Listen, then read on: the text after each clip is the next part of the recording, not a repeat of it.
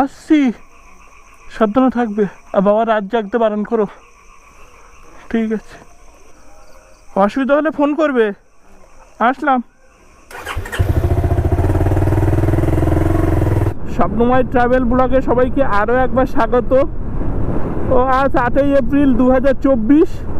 এখন বাজে রাত 2:30। বেরিয়ে পড়েছে একটা নতুন জার্নিতে, নতুন পথে। কিছুদিন আগে আমি বসন্তের পলাশ দেখতে পুরুলিয়া গিয়েছিলাম, সে ব্লগ তোমরা দেখেছো আর বেশ পছন্দও করেছো তোমরা। তো এবার আরেকটা পাহাড়ের পলাশ, যেটাকে আমরা বলি কিন্তু আসল নাম হলো রডোডেনড্রন আর নেপালি নাম হলো গুরাস, ওটা দেখতে বেরিয়ে পড়েছি। আর তোমরা জানো যে কলকাতায় কীরকম গরম পড়েছে, তো ভাবলাম একটু উত্তরবঙ্গ থেকে ঘুরে আসি। আর আমার থার্ড স্লো রাইড আর সব থেকে বড়ো স্লো রাইড হচ্ছে এটা। এর আগে উড়িষ্যার পুরুলিয়া স্লো রাইড করেছি, ওটা 1000 কিলোমিটারের মধ্যেই ছিল। তো অনেকেই জিজ্ঞাসা করেছিল কি ব্যাপার একা একা বেরোচ্ছি, এ করছি। আসলে ও দুটো ছিল প্র্যাকটিস। তো ইচ্ছা ছিল বড় কোথাও, বড় একটা রাইডে যাব একা একা। ও সেটা হতে যাচ্ছে। সবে তো শুরু হলো, তোমরা সাথে থেকো, পাশে থেকো। চলো সূর্যের আলো ফুটুক, তারপরে কথা হবে। এখন বাজে 5টা, চলে এসছি হচ্ছে শক্তিগড়। এখান থেকে একটুখানি গিয়ে 1 কিলোমিটার মতো গিয়ে ডান দিকে ধরবো, মোড়গ্রামের রাস্তা। তো এরপর থেকে সিঙ্গেল লেন শুরু হচ্ছে। 2:30টার সময় বেরিয়েছিলাম, 5টার সময় চলে এসেছি। মোটামুটি 2 ঘন্টা 30 মিনিট মতো লেগেছে। আকাশে এদিকে ভালোই মেঘ আছে দেখছি। মোড়গ্রামের রাস্তাটা যত সকাল সকাল পারা যায় বেরিয়ে যেতে হবে। দিনের বেলায় তো গরম, প্রচুর গরম হবে। তো এখনো পর্যন্ত এইদিকে দেখছি ভালোই ঠান্ডা আছে, একটু শীত শীত করছে। গরম বলে তো ভিতরে কোনো কিছু পরিনি, শুধু একটা টি শার্ট পরে নিয়েছি। Good morning. তো সেই রাতে বেরিয়েছিলাম 2:30টায়, আর এখন বাজে 7:30। তো 250 কিলোমিটার পর দাঁড়ালাম, একটানা 250 কিলোমিটার চালালাম। এখন আছি মোড়গ্রামের কাছাকাছি। যখন শক্তিগড়ে ঢুকেছি তখন প্রচুর মেঘ করে এসেছিলো আর ঝিরঝির করে বৃষ্টি হচ্ছিল, যার জন্য ক্যামেরা খুলে রেখেছিলাম। অনেকক্ষণ ক্যামেরায় আসা হয়নি। ভালোই চালালাম সকাল থেকে। আজকে অনেক লম্বা পথ, অনেক দূর যেতে হবে। কোথায় যাব, কি করব, কি প্ল্যান আস্তে আস্তে বলছি। এইরকম ওয়েদার থাকলে সারাদিন দারুণ চালানো যাবে, এখন যেমন ওয়েদার আছে। তো গত মাসে মার্চের 21 তারিখের দিকে পুরুলিয়া গিয়েছিলাম, তখন তো প্রচুর গরম থাকার কথা, কিন্তু যেদিন বেরিয়েছিলাম এরকম মেঘলা ওয়েদার, সারাদিন বৃষ্টি হয়নি, দারুণ ওয়েদার পেয়েছিলাম। শক্তিগড় থেকে মোড়গ্রামের রাস্তার মধ্যে 15 কিলোমিটার মতো খারাপ আছে, ফুটিসাঁকো থেকে কুলি অবধি। খারাপ মানে সাংঘাতিক খারাপ, বড় বড় গাড্ডা, রাস্তা বলতে কিছুই নেই। আর এরপর মোড়গ্রাম পার হওয়া মানে তো হাইওয়েতে উঠে যাব, আর কোনো অসুবিধা হবে না। ঠিক আছে, একটা দিনে প্রায় 650-700 কিলোমিটার রাইডে 15 কিলোমিটার খারাপ হতেই পারে। এর পরের বার দাঁড়িয়ে একটু বিস্কুট টিস্কুট খেয়ে নিতে হবে, আর একেবারে লাঞ্চ করব দুপুরবেলা। আজকে আর সকালের দিকে কিছু খাবো না, মানে প্রতিবার ওই রকম 10টা-11টার দিকে রুটি তরকা খেয়ে নিই, সারাদিন চলে যায়। তো এবার ভাবছি একেবারে 2-2-2:30টার দিকে রুটি তরকা খাবো, আর একটু বাদে দাঁড়িয়ে 1 প্যাকেট বিস্কুট খেয়ে নেব। আমি নর্থ বেঙ্গলে যতবার এসছি এই রাস্তা দিয়ে এসছি, একটা বার যাওয়ার সময় শুধু ওল্ড দিল্লি রোড হয়ে গিয়েছিলাম। চলে এসছি মোড়গ্রাম। এবার এখান থেকে আমাদের বাম দিকে যেতে হবে, হাইওয়ে পেয়ে গেছি। এখনো অবধি 270 কিলোমিটার মতো চালালাম, এখনো মোটামুটি 400 কিলোমিটার মতো যেতে হবে। আর এই 400 কিলোমিটার পুরোটাই হাইওয়ে, আর কোনো অসুবিধা নেই। শিলিগুড়ি, মালদা, ফারাক্কা, এই নামগুলো দেখলেই মনে হয় যে না উত্তরবঙ্গে ঢুকে গেছি। আর এই নামগুলো শুনলেই তো মন কেমন কেমন করে, কবে আসবো কবে আসবো। অবশেষে চলে এলাম। আমরা এখন মুর্শিদাবাদ ছেড়ে মালদায় ঢুকবো, আর মালদায় ঢোকা মানে উত্তরবঙ্গে ঢুকে গেছি। শক্তিগড় থেকে মোরগ্রাম 120 কিলোমিটার ভিতর দিয়ে আসতে হয়, এটাই একটু চাপের। তো 120 কিলোমিটারের মধ্যে ওই সব মিলিয়ে 20 কিলোমিটার খারাপ, 100 কিলোমিটার ভালো, মানে আমার কাছে ভালো। সবাই তো বলে এই রাস্তায় আসতে অধৈর্য লাগে, খারাপ রাস্তা, কিন্তু আমার এই রাস্তা মানে কমফোর্টেবলই মনে হয়। এখন শুনছি NH 34 ভালো করে দিয়েছে, মানে বহরমপুর কৃষ্ণনগর ওই সাইডটা। তো আমাদের ওটা ব্যাক সাইড হয়ে যায়, সাউথ থেকে কলকাতা ক্রস করে ও পাশে যাওয়া। আমাদের বিদ্যাসাগর সেতু ধরে আসা ঠিক আছে। এইবার তোমাদের সাথে শেয়ার করি আমার প্ল্যান কি, কোথায় যাচ্ছি। তো আমি যাচ্ছি সিকিমের ভার্সে রডনডেন্ড্রন সেঞ্চুরি। ওইখানে একটা 10 কিলোমিটার মতো ট্রেক আছে, আর ওইটা টোটালি হচ্ছে রডনডেন্ড্রনের জঙ্গল, ওর ভিতর দিয়ে ট্রেক করতে হবে 10 কিলোমিটার। ছোট্ট ট্রেক, 5 কিলোমিটার যাওয়া, 5 কিলোমিটার আসা। তো ইচ্ছা ছিল একটা যে রডনডেন্ড্রন বা গুরাস দেখার জন্য। লাস্ট যেবার সিকিম গিয়েছিলাম, ইয়ামথাম ভ্যালিতে প্রচুর রডনডেন্ড্রন পেয়েছিলাম, ওখানে দেখেই আমার ভালো লেগে গেছে। ওখানে মনে মনে একটা সুপ্ত বাসনা ছিল যে কোনো এক সময় হচ্ছে রডনডেন্ড্রনের জঙ্গলে ঢুকবো, তো সেটা হতে যাচ্ছে। আর এটাই হচ্ছে ইয়ামথাম ভ্যালির ওখানে যে রডনডেন্ড্রনের এটা জঙ্গলটা রয়েছে, ওটাতে সব থেকে বেশি প্রজাতির রডনডেন্ড্রন পাওয়া যায়। তাই যাচ্ছি, সেটা লাল ফুল বেশি। রডনডেন্ড্রন অনেক রকমের কালার হয়, তবে লালটাই বেশি ফেমাস। এবার যদি ওখানে ভালো ফুল পাই, যদি পুষিয়ে যায় তাহলে ব্যাক করবো ওটা দেখে।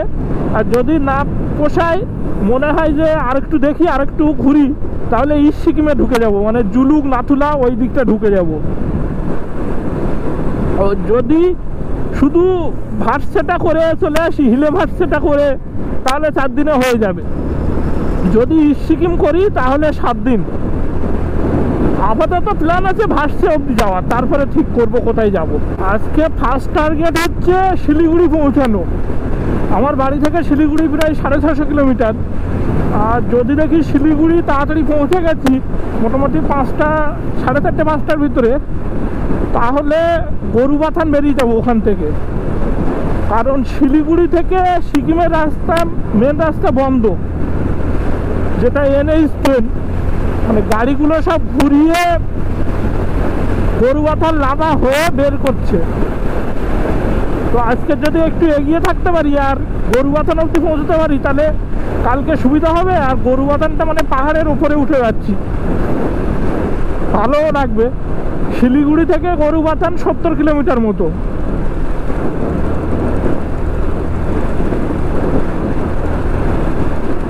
আপাতত শিলিগুড়ি যাই। দারুণ ওয়েদার আজকে। যেরকম গরম পড়েছিল কলকাতার দিকে, গতকালও কলকাতার দিকে বৃষ্টি হয়েছে হালকা বিকালের দিকে। আজকে রোদ্দুর বেরিয়েছে কিনা এখনো ফোন করিনি, শুনতে হবে বাড়িতে। চাইছি একটু শিলিগুড়িটা ক্রস করে গরুবাথানে দিয়ে গেলে ঠান্ডাটাও পাবো, আর পাহাড়েও থাকা হবে প্রথম দিনেই। সব কিছু ডিপেন্ড করছে কটার সময় শিলিগুড়ি পৌঁছাচ্ছি। রাস্তা বন্ধ থেকে একদিক থেকে ভালোই হয়েছে, কারণ লাভা, গরুবাথান এগুলো সব ঘোরার জায়গা, সুন্দর সুন্দর স্পট আছে। আমি প্রথম যেবার সিকিম যাই, মানে গুরুদম্বার যাই, সেইবার এরকম রাস্তায় ধস নেমেছিল, NH 10 বন্ধ ছিল, সেইবার ওই গরুবাথান হয়ে যেতে হয়েছিল। উত্তরবঙ্গের প্রথম টোল প্লাজা এটা হচ্ছে বহরমপুর ফারাক্কা টোল প্লাজা। তো আমাদের তো টোল লাগে না, বাইকে সোজা বেরিয়ে যেতে হবে। দাঁড়াতে হবে, ঠিক আছে। আর 10-20 কিলোমিটার চালিয়ে নিই, তারপর দাঁড়াবো। চলে এসছি ফারাক্কা ব্রিজ। এই ফারাক্কা ব্রিজের উপরে আসছি, এখন ঠিক করে যেতে হচ্ছে, ওভারটেক করাও যাচ্ছে না। একটু টাইম লাগবে, এখানে ওভারটেক করা রিস্ক, ছোট জায়গা তো। ওই ক্লিয়ার আছে। আর এই ডান পাশে যে ব্রিজটা হচ্ছে এটা যে কবে হবে বহুদিন ধরে হয়ে যাচ্ছে, ওইটা হলে অনেকটা তাড়াতাড়ি হবে। এটা তো অ্যাকচুয়ালি রেল ব্রিজ, পাশেই এই রেল লাইন। মাঝে মাঝে এই ফারাক্কার ব্রিজে যা জ্যাম হয়, সাংঘাতিক রকমের জ্যাম হয়। এখন দেখছি তো ক্লিয়ার আছে অনেকটা। এই যে ট্রেন যাচ্ছে দেখো, মালগাড়ি যাচ্ছে।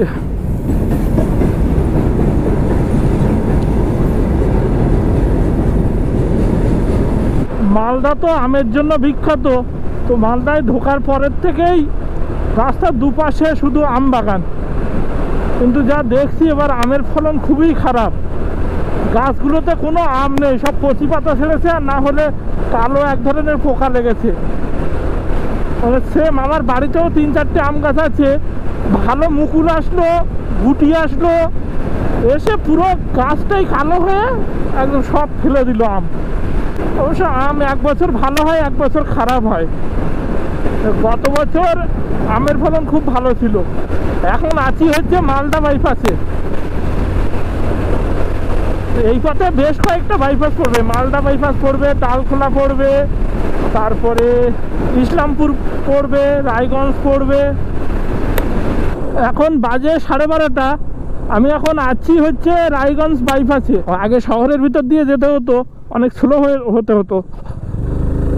এখন বাইপাসটা প্রায় রেডি, আর বাইপাসে শুধুমাত্র বাইক অ্যালাউ করছে। এখান থেকে শিলিগুড়ি কতক্ষণ লাগে, এখনো পর্যন্ত ব্রেকফাস্টও হয়নি, লাঞ্চও হয়নি।